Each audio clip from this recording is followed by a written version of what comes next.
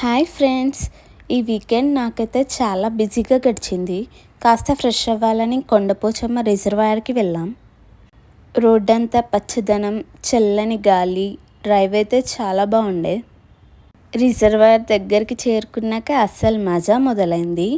నీళ్లు పూర్తిగా నిండిపోయి గేట్లు అయితే ఓపెన్ చేశారు. ఆ సీన్ చూసి చాలా ఎగ్జైట్ అయ్యాం. అక్కడ బ్రిడ్జ్ మీద తిరిగే వాళ్ళు, నీళ్ళల్లో రిఫ్లెక్షన్, చుట్టూ జనాలు, మొత్తం వాతావరణం చాలా లైవ్గా అనిపించింది. ఒక్క క్షణం కూడా బోర్ అనిపించలేదు.